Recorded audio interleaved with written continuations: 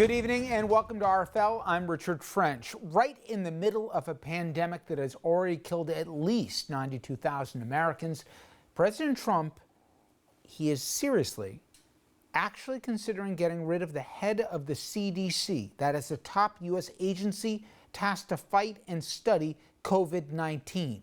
I'm not making this up. CNN reporting that the president blasted the CDC during a private meeting with Republican senators yesterday, and the fate of the director, Robert Redfield, is now legitimately in question.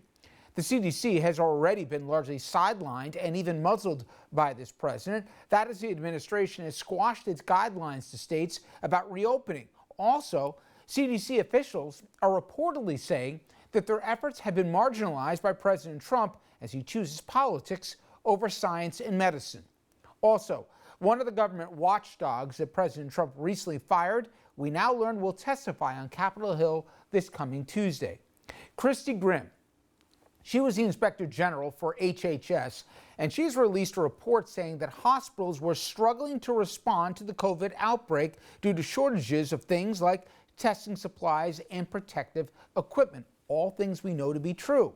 Of course, President Trump, he's been in denial about all of those issues for months now, and apparently he will, and he did, punish the messenger, except this time we'll hear the message from her. I want to bring in our guest, Congressman Steve Cohen. He's a Democrat from Tennessee.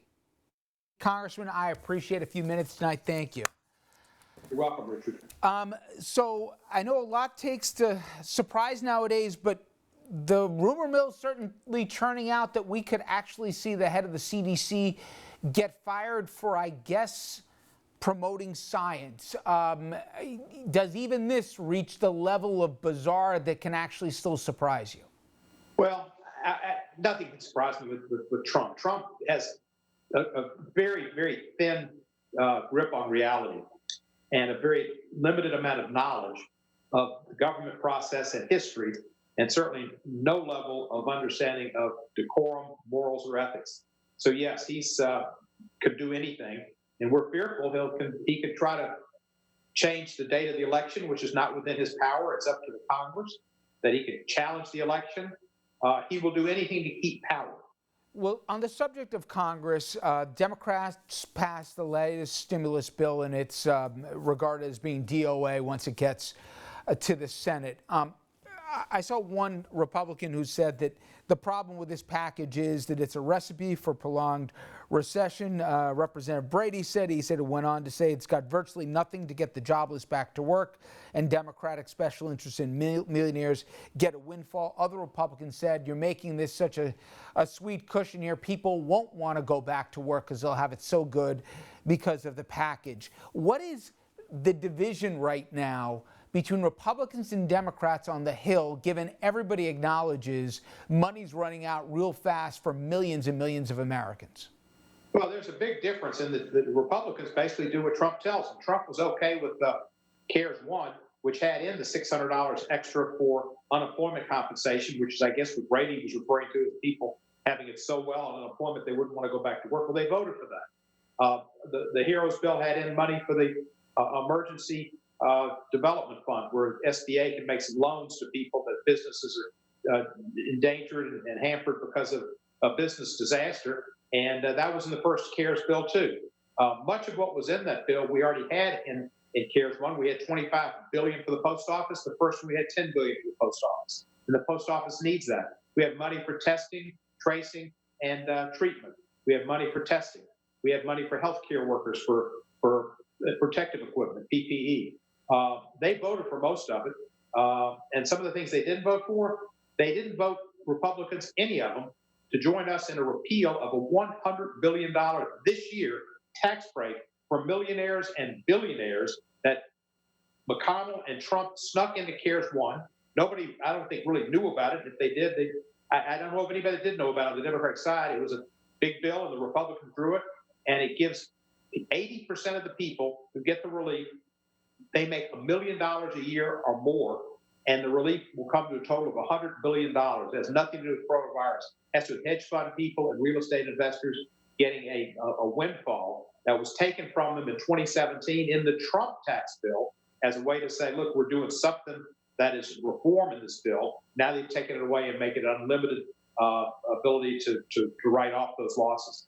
I want to play a soundbite from the president on the subject of oversight, and specifically why he terminated the inspector general at the State Department. This is what the president had to say this week. I don't know the gentleman. I was happy to do it. Mike requested that I do it. Now, I don't know anything about the investigation, but you just tell me about walking a dog and what'd you say, doing dishes? Saudi arms deals, sir. What Saudi arms deals? Explain. Congress passed a law to restrict sales to Saudi Arabia over certain arms out of concern over their use in the Yemeni crisis. So the question is whether Secretary Pompeo tried to subvert the deal with actions that he may have taken on the I don't think so. Congressman, what scares you most about that exchange? That the president was going to fire an inspector general because the person that he was investigating didn't want the guy looking into what he was doing, maybe abusing his office and even going around you guys as it relates to the Saudi arm deal, or that the president found absolutely nothing wrong with it and the idea of a check and balance is going. He went on to say, well, he was appointed by Obama, so definitely should be fired just in the very face of it. Explain on a broader level to our audience why you need checks and balances like inspector generals for folks to say, oh, it's just another day in Washington, why it's not, and why this is a dangerous road for us to go down. Well, the founding fathers set up a system of checks and balances, executive, legislative, and judiciary, three equal branches of government. And then legislative, of course, you have the Senate and the House, and they're equal too. So it makes it difficult really to get much change done, and there are checks and balances. Oversight is vested in the legislature, oversight in the executive. And the president has refused to go along. He doesn't believe in oversight. Apparently, this particular IG was either looking at abuse of office by having personnel in the State Department do personal chores for Mr. Pompeo, or going around Congress, which had forbidden sales to the Saudis, and doing it. Either way, it's wrong. And Pompeo today said he didn't really know the guy, and he didn't know anything about the investigations. But as I understand it, he was sent questions by the inspector general to answer, and so he obviously did know, and he lied to the world and said he had no idea what the investigation was or if there was any investigation at all. So we need investigator generals to give us a check and balance within the system. And that was Watergate reform, and he's getting rid of all the investigator generals, putting his own people in, and they know that if they say anything at all, that their head's on the chopping block. So that's effectively killing the intent of the investigator general and the reforms of Watergate. There was an exchange yesterday where Speaker Pelosi pointed out, obviously, on the hydroxychloroquine after the president shocked all of us with his comments. She made a comment on why it wasn't safe for the president. Here it is. I would rather he not be taking something that has not been approved by the scientists, especially in his age group and in his, shall we say, weight group, what is morbidly obese, they say. So I think it's not a good idea. Congressman, she clearly has got real estate in his head. She knows how to get in his kitchen on this stuff. I get it. This is a broader question. I struggled with this. We talked about this yesterday at the program. We're in the middle of a pandemic. We're in the middle of an economic crisis, probably something the closest approximation to the Great Depression potentially. And then he comes out with something crazy with hydroxychloroquine. Then he talks about, Joe Scarborough being involved in the murder conspiracy. Then my point is, every day there's 3 or 4 shiny objects. Should the speaker, should the media, do we at our own detriment go down that road because he's playing us like a fiddle trying to distract from the bigger issues? Or if you don't address the fact that the president is going against what our own FDA is saying is dangerous potentially for the American public, we do a disservice to the American public to let it go unchecked. How do you handle this the right way?